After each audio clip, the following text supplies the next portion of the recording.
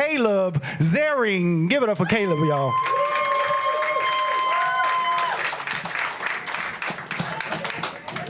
So I'm from the South, New Orleans actually, and down there everybody gives each other these cute little family nicknames. Like my grandma was Mima, my grandpa was Papa, and I was the fag.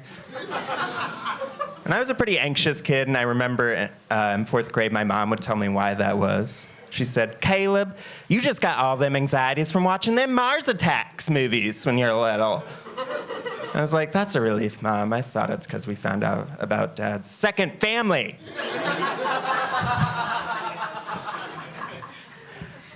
So my mom's a pretty anxious woman herself. Anytime we go somewhere, she's like, should I bring a water bottle? What about this jacket? Does this fanny pack make me look like a whore? I'm like, Mom, we're going to Burger King. Everyone thinks you're a whore there. I was bullied a lot as a kid and a teenager, and in the line at Dwayne Reed this morning. But growing up, Mom taught me how to handle bullies really well. She said, Caleb, when someone's nasty to you, you just look them in the eye, lead with your heart, and say, fuck off, you fat titty monster. So I cannot go back to that Dwayne Reed. The worst bully I ever had was this guy who just follows around the neighborhood. He'd yell the craziest shit at me and my sisters. He'd be like, you look poor. You're going to hell, queer. Nobody's ever gonna love you. And I'd be like, Dad, stop.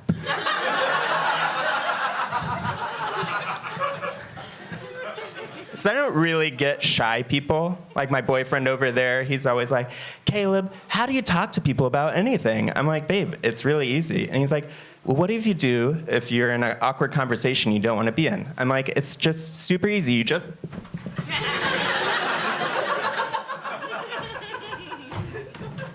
It works 100% of the time. Unless you haven't been working out, that's kind of on you.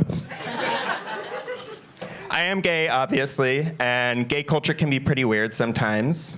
Hosting a gay potluck, for instance. Everyone always forgets to bring an entree. There's one weird carrot and 9 pounds of meth. Everybody's like, don't touch that carrot, we're gonna fuck it. I'm like, oh my God. Next thing you know, you wake up next to an Easter bunny with a crack pipe, and you're like, oh my God, I should have way more potlucks. There's this other thing in the gay world. They're called poppers, for the maybe one lesbian who doesn't know what they are in here. They're this thing you sniff, they loosen your asshole, they make you kind of horny. I'm on them right now. So is maybe half this table over here. What's funny about poppers is I heard they were first used for heart attacks. I like to imagine the first guy who was treated was probably like, my chest feels so much better.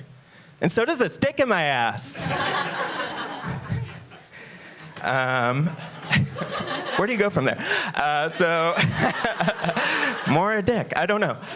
So gays are pretty kinky. My ex, after our first kinky weekend, he actually called me Bottomless Pit.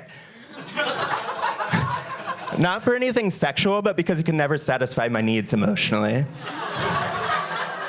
And because I can take a lot of cock. I didn't like that line either, but somebody keep telling me to do it, so it's fine. I love y'all, so, okay. And then what's after that one? It's too much cock tonight, I can't even think straight. That's a pun, whoops. Yeah, so obviously after these jokes, you know I'm divorced. And so I actually think it was really good for both of us. Like, he left with confidence, money, property. I left with debt, love handles, the need to do stand-up. Who's the real winner here, Jason? And so I actually think the worst part of the marriage, when I really knew it was over, was whenever he screamed at me on a trip. We've been doing couples counseling for years, on and off, and it was never, ever working. Somebody laughed just now. How dare? And so I just remember whenever he looked at me, you know, I was like, you really need to apologize. He's like, I have no more empathy for you anymore. And I was like, I said the only thing I knew left in that moment, which was, fuck off, you fat titty monster. I'm Caleb Zarang, and I'm still a faggot. Thank you.